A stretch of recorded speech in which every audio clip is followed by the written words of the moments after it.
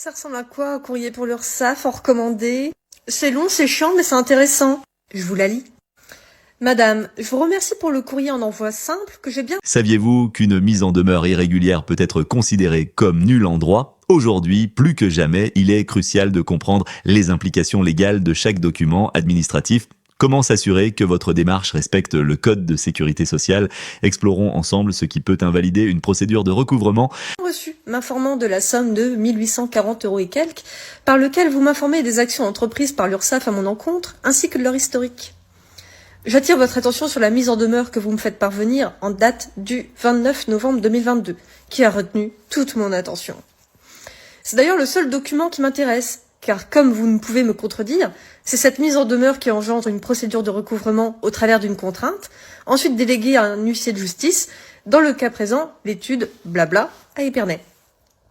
Vous êtes soumis au Code de sécurité sociale. C'est donc sur la base de ce code, ainsi que sur les faits de jurisprudence au cours desquels plusieurs filiales de l'URSSAF ont été condamnées, car rappelons-le, la jurisprudence fait partie du droit au même titre que le Code de sécurité sociale et la doctrine en la matière, que je m'appuie. Je vous invite à vous munir de ce code pour découvrir la manière dont vous devez fonctionner en interne. Ainsi, au vu du Code de sécurité sociale, je vous informe que votre mise en demeure est irrégulière dans sa forme et son contenu, et de ce fait n'a aucune valeur juridique. En effet, la Chambre sociale qui régit les litiges en lien avec notamment l'URSSAF a jugé en date du 19 mars 1992 que la mise en demeure devait préciser, à peine de nullité, outre la nature et les montants des cotisations réclamées, la période à laquelle elle se rapporte, sans que soit exigée la preuve du préjudice. Je vous invite donc à étudier en détail la mise en demeure que vous m'avez fournie, à en apprécier son contenu et à vous rendre compte que votre mise en demeure est donc nulle au sens de la loi. Celle-ci doit comporter sous peine de nullité les informations suscitées, ce qui n'est pas le cas.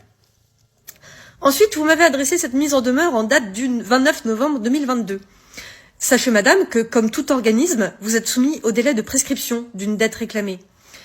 Dans le cas du Code de sécurité sociale, le délai de prescription est de 3 ans, à compter de la date de l'expiration de l'année au cours de laquelle a lieu la procédure de ces déclarations. Au vu de vos autres documents, envoyés en courrier simple, vous réclamez des sommes pour septembre, octobre et novembre 2020. Le délai de prescription court donc depuis le 1er janvier 2021. Nous sommes aujourd'hui le 27 octobre 2023 au moment où je vous écris cette lettre. Vous avez donc jusqu'au 31 décembre 2023 pour recommencer la procédure en entièreté, afin qu'elle soit conforme à la loi. C'est-à-dire 3 envois de recommandés avec délais légaux de réponse avant envoi de la mise en demeure, stipulant conformément au Code de sécurité sociale les informations suscitées. Autant vous dire que vu qu'il vous reste 63 jours, cela risque d'être fort clos. Vous voyez, je suis de bonne foi, et je vous apprends même comment faire votre métier en prime. Par ailleurs, je suis navrée que l'étude X, qui nous lit en copie, ne vous... Dans la première partie, on a exploré la complexité d'une mise en demeure jugée irrégulière, mettant en lumière des erreurs de procédure et des délais de prescription serrés. Cela soulève la question de la légitimité des démarches entreprises par l'organisme. Restez avec nous pour découvrir les documents cruciaux demandés pour prouver cette légitimité. Vous n'avez pas fourni le courrier adressé à votre compte dont ils ont connaissance, puisqu'ils étaient en copie également, dans lequel je vous invite formellement à me faire suivre les documents suivants, car nous sommes sous la loi des contrats. Je demande donc des preuves que votre organisme est légitime. Voyez-vous, au-delà des apparences, des irrégularités peuvent subsister. Encore faut-il en avoir conscience. À la réception de ces documents ci-dessous, je me ferai malgré tout un plaisir de vous régler cette somme rubis sur l'ongle, mais ceci dans la seule et unique mesure où vous serez d'une part en règle vis-à-vis du Code de sécurité sociale, et d'autre part enclin à me faire suivre en retour tous les documents suivants, seuls aptes à définir le bien fondé de votre demande, que je considère nonobstant ni plus ni moins comme une démarche délictueuse. En premier lieu, le récépissé du dépôt des statuts en préfecture de votre association URSSAF, le contrat qui lierait les deux parties, signé par les deux parties, sans tromperie ni malice, tous les documents constitutifs de votre organisme et les statuts de l'URSSAF, tous les documents stipulant la forme juridique précise de votre organisme, avec tous les détails et sans aucune tromperie ni malice, le numéro d'inscription de votre organisme auprès du secrétariat du Conseil supérieur de la mutualité française, et enfin la preuve de votre inscription au registre du commerce et des sociétés. En effet, les URSSAF étant des unions et des fédérations de sociétés mutuelles privées, constituées en association de loi 1901 et déclarées en tant qu'association de recouvrement par les lois françaises pour le compte de la sécurité sociale française.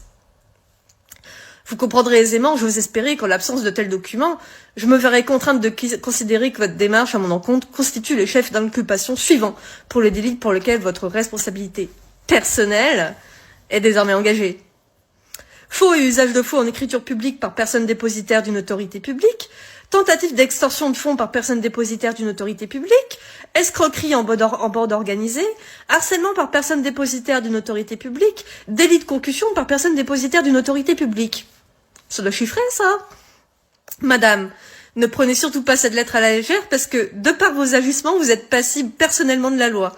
Tôt ou tard et sans aucun doute. Même si vous vous réfugiez derrière les remparts institutionnels totalement vérolés qui vont de toute façon s'effondrer prochainement dans un chaos indescriptible. Vous disposez d'un délai de 10 jours pour me fournir toutes les réponses pour tous les documents mentionnés plus haut. Passé ce délai et sans réponse adéquate de votre part à toutes mes demandes, bien toutes, votre mise en demeure sera considérée comme nulle et non avenue, sans objet ni conséquence, et vous serez tenu pour responsable devant la loi de toutes les actions qui pourraient porter atteinte à mon intégrité, tant physique que financière. Enfin, les frais d'huissier de justice pour cette mise en demeure caduque, nulle et non avenue, sont bien sûr à supporter par votre organisme, du fait de vos erreurs dans cette procédure engagée à mon encontre. Bien cordialement.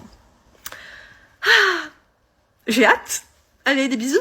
La mise en demeure est au cœur d'une procédure contestée révélant des irrégularités potentielles dans le cadre du Code de sécurité sociale. L'incertitude plane sur la conformité des démarches entreprises soulevant des questions de légitimité.